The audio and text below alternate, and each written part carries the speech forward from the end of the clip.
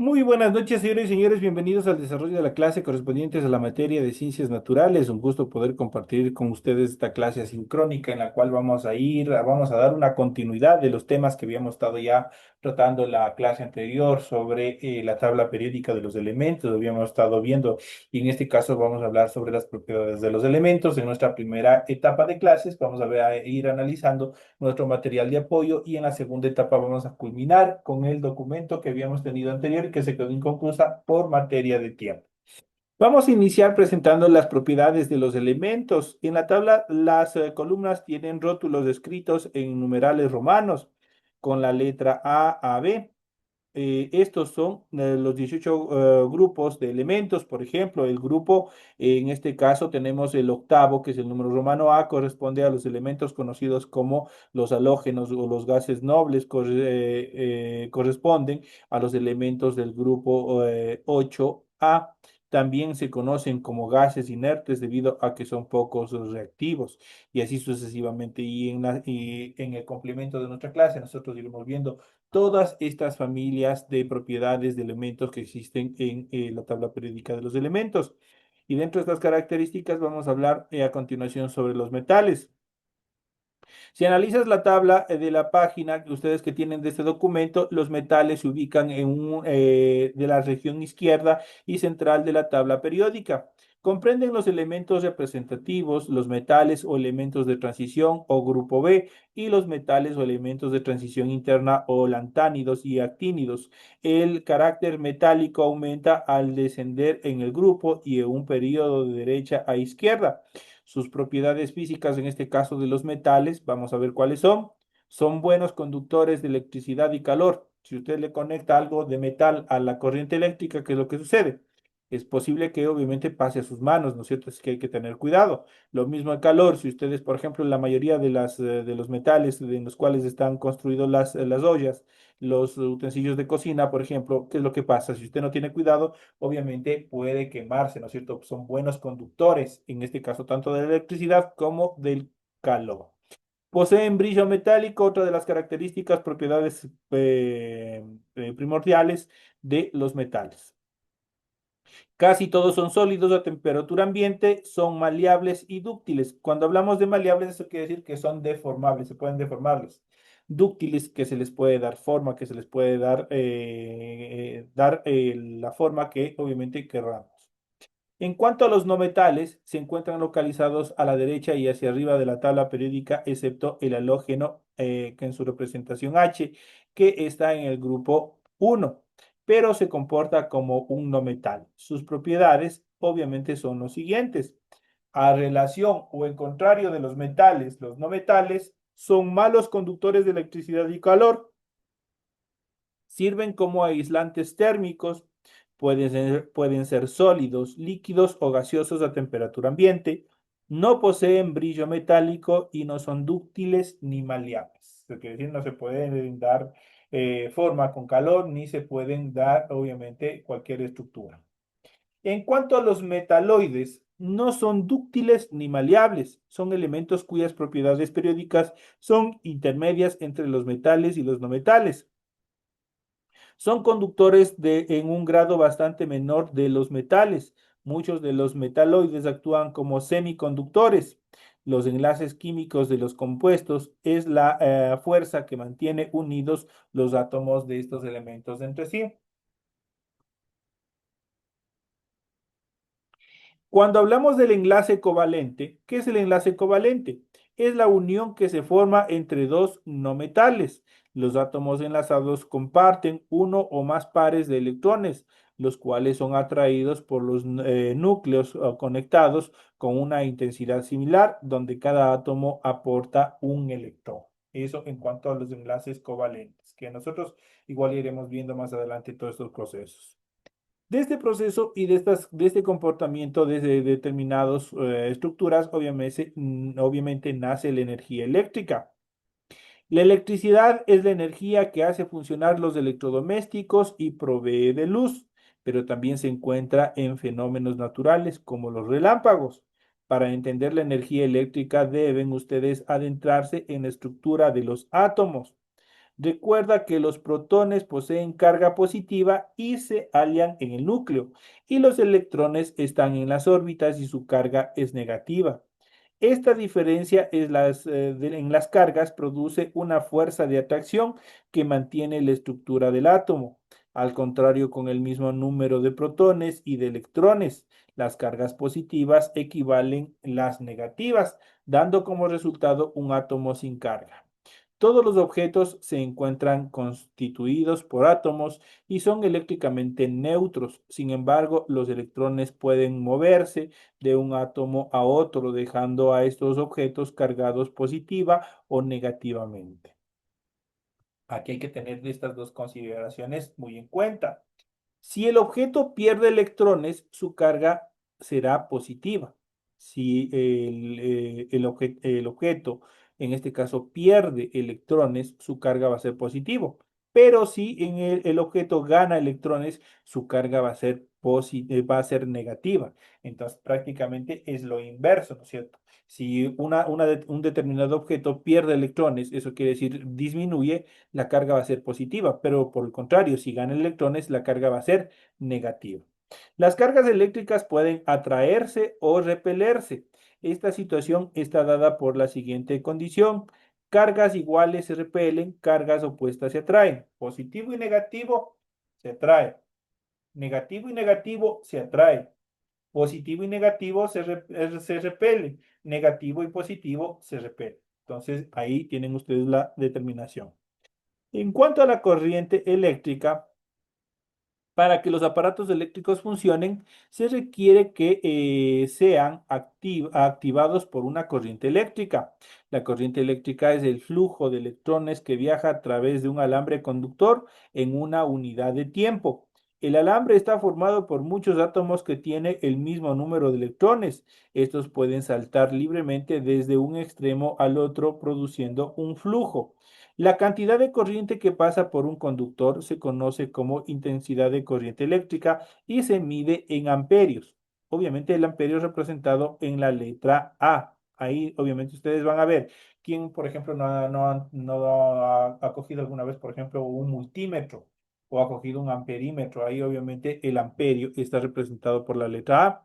La corriente se representa en dirección contraria al movimiento de los electrones, es decir, del polo positivo al polo negativo, mientras que los electrones se dirigen del polo negativo al polo positivo. Aquí en el siguiente ejemplo nosotros podemos ver justamente este proceso de la electricidad. Nosotros tenemos un líquido, en este caso tenemos un agua, pero no es un agua simple, es un agua que está cargado obviamente con iones. Entonces, iones, y vamos a ver cómo funciona.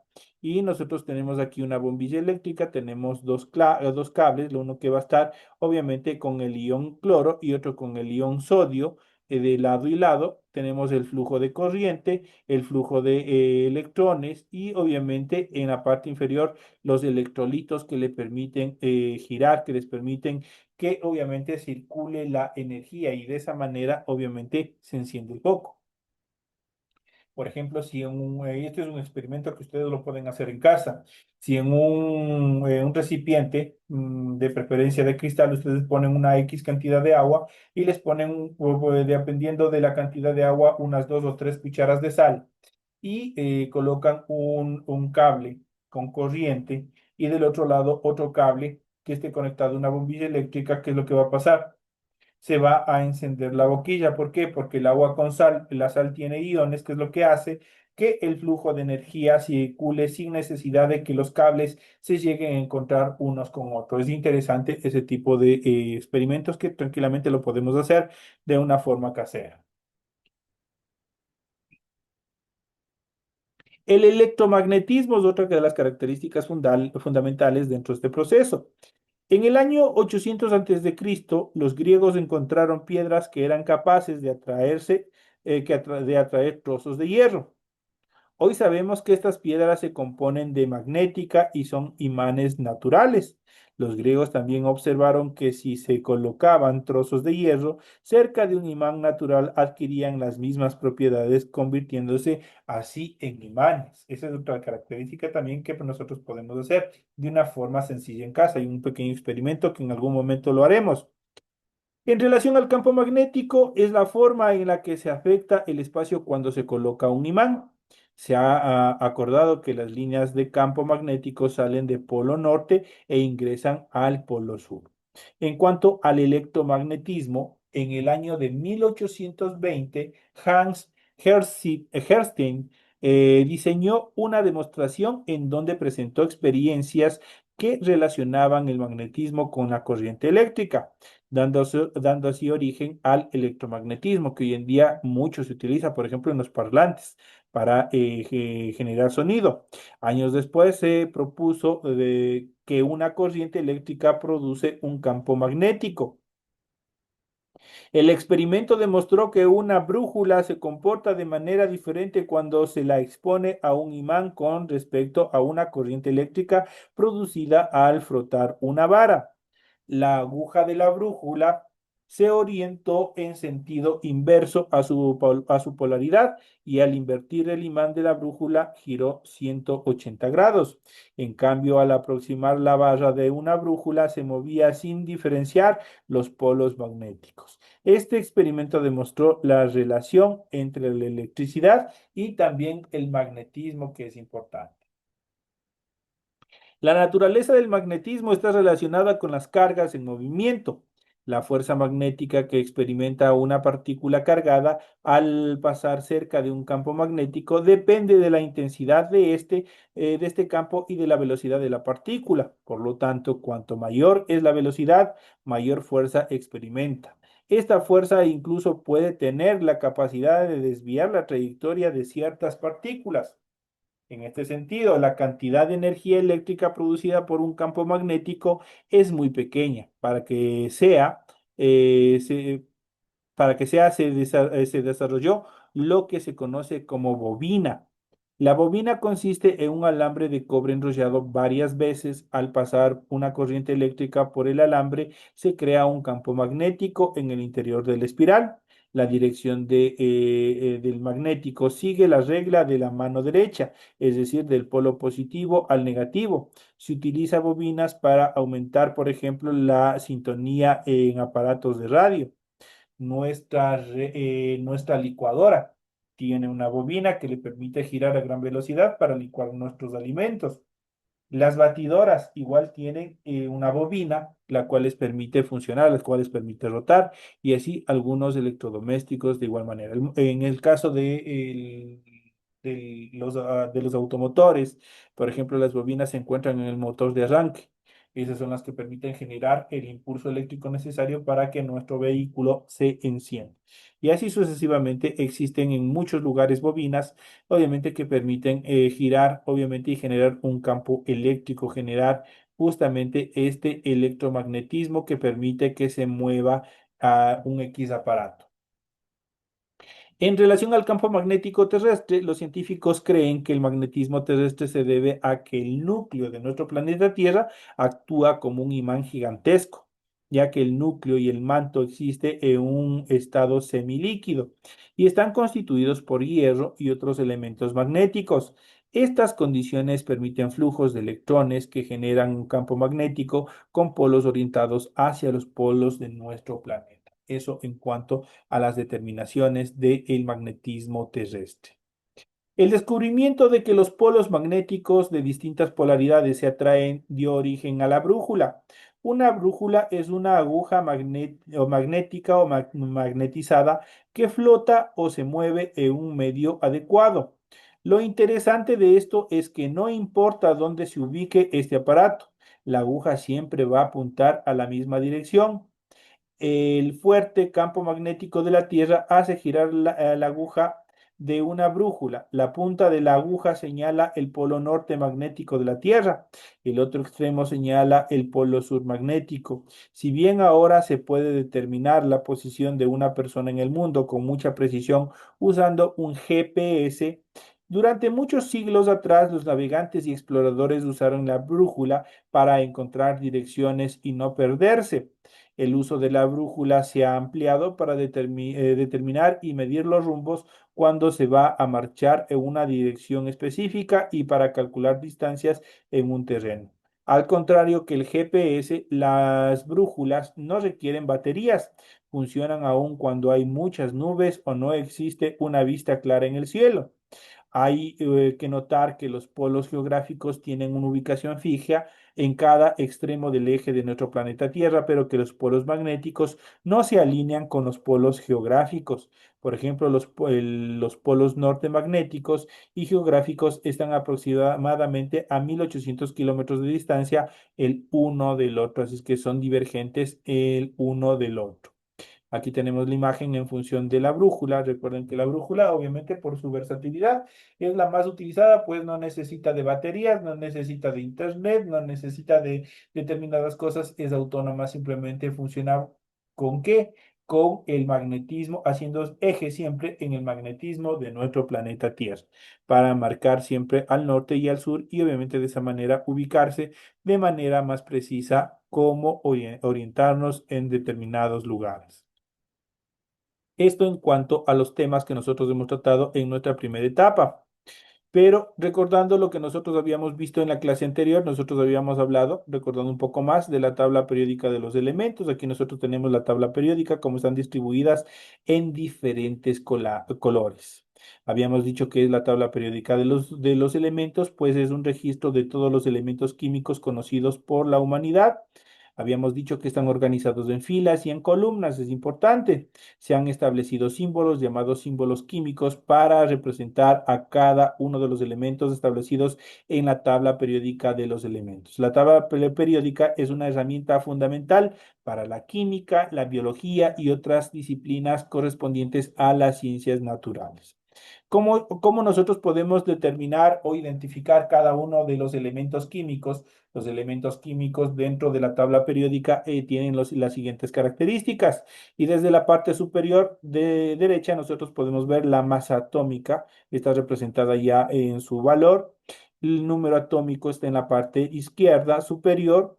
El símbolo está en la parte central y por lo general es una letra mayúscula, es el símbolo químico del elemento.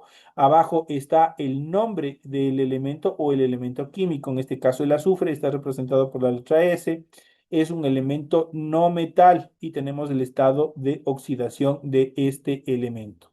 Esta es la forma en la cual nosotros tenemos que grabarnos cómo están constituidos los elementos químicos. A continuación, habíamos visto en la clase anterior cómo está organizada la tabla periódica de los elementos. La tabla periódica actual está estructurada en 7 filas. Esos son de carácter horizontal, denominados períodos, y en 18 columnas verticales, llamados grupos o familias. Los elementos químicos están ordenados en orden creciente a sus números atómicos, es decir, el número atómico aumenta de izquierda a derecha en el período y de arriba hacia abajo en el grupo. Y a continuación habíamos estado viendo los 18 grupos conocidos dentro de la tabla periódica. Y habíamos dicho que en este caso, en el grupo uno, cómo nosotros podemos identificarlos dentro de las estructuras, como han hecho los científicos para identificarlos a cada nivel, siempre vamos a tener nosotros un número que va a estar siempre en romano. Y vamos a continuación a estar acompañado por una letra mayúscula, en este caso la A en mayúscula y la B en mayúscula. Ahí nosotros vamos a poder ir diferenciando cada una de estas familias, cada uno de estos grupos. Por ejemplo, el grupo uno está representado por el uno romano A. Ahí obviamente están constituidos los metales alcalinos, tales como el litio, y está representado por la primera letra es mayúscula y la segunda letra siempre va a ser minúscula. El litio, el sodio, el potasio, el rubidio, el cesio, el francio. Además de este grupo se encuentran el hidrógeno, que está representado con la H, que en total que es un gas. En el grupo 2 tenemos el 2A. Los metales están constituidos por los metales alcalino-térreos, tales como el berilio, el magnesio, el calcio, el estroncio, el bario y el radio. En el grupo 3, representado por el 3 y la B, aquí tenemos la siguiente familia.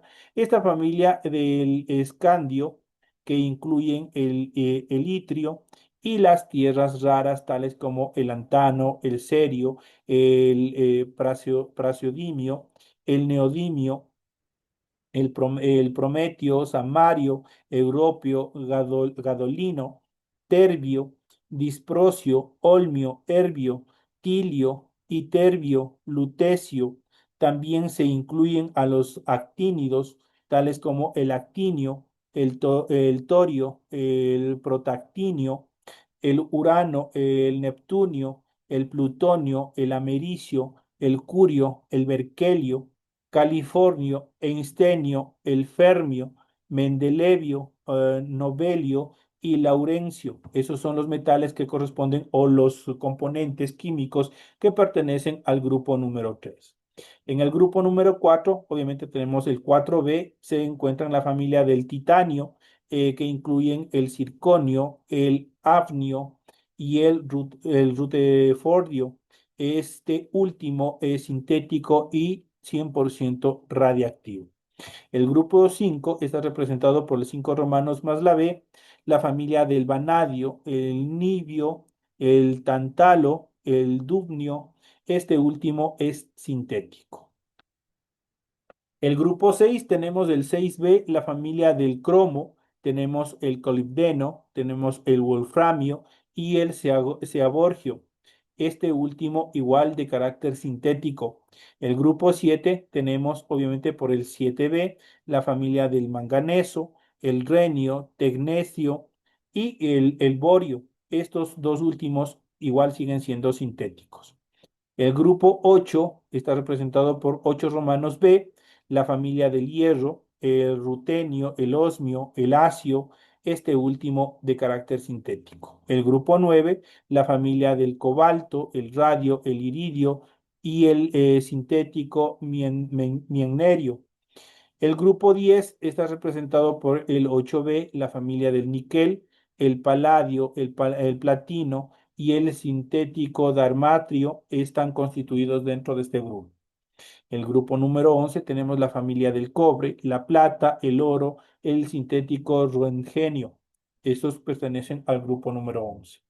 El grupo 12, representado por el 2B, constituye la familia del zinc, el cadmio, el mercurio y el sintético copernicio.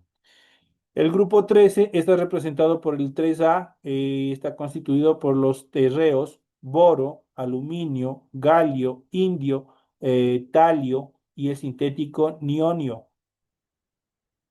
El grupo 14, representado por el 4A, los carbonoides, tales como el carbono, el silicio, el germanio, el estaño, el plomo y el sintético fleborio. El grupo 15, los nitroideos, tales como el nitrógeno, el fósforo, el arsénico, el antimonio, el bismuto y el sintético moscovio. La familia o el grupo 16, representados por el número 6A, tenemos los calcógenos o anfígenos, tales como el oxígeno, el azufre, el selenio, el telurio, el polonio y el sintético livermonio. El grupo 17, representados por el 7A, tenemos los halógenos tales como el flúor, el cloro, el bromo, el yodo, el estato y el sintético teneso. Tenemos el grupo número 18 y último, los gases nobles tales como el helio, el neón, el argón, el criptón, el xenón, el radón y el sintético Oganesson. Esos son obviamente el grupo 18 o la familia 18 que están constituidas en nuestra tabla periódica de los elementos. Si ustedes pueden hacer o pueden cotejar cada uno de ellos, ustedes los van a ubicar en la tabla de los elementos y ustedes van a ver por qué son, por ejemplo, son halógenos, porque son calcógenos, porque son nitrogenoides, porque son carbonoides, porque se los denomina terrios, obviamente porque tienen, obviamente se los va a, o se los ha agrupado de acuerdo a sus características más preponderantes y obviamente se los ha agrupado en familias de cada uno de estos elementos.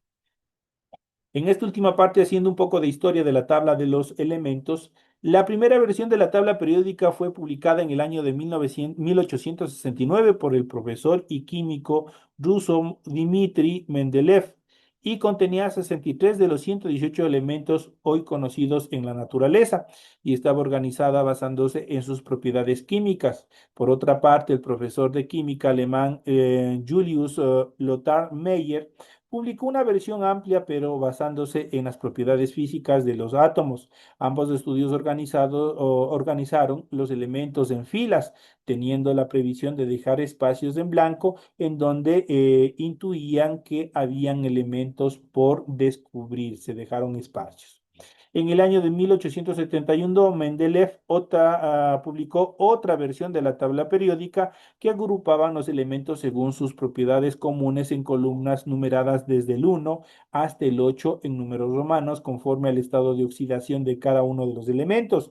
Finalmente, en el año de 1923, el químico americano Horace Grove Deming publicó una tabla periódica con 18 columnas identificadas que constituye la versión utilizada hasta la actualidad. Y justamente lo que nosotros hemos ido viendo, los grupos, los 18 grupos en los cuales está estructurada nuestra maravillosa tabla de los elementos.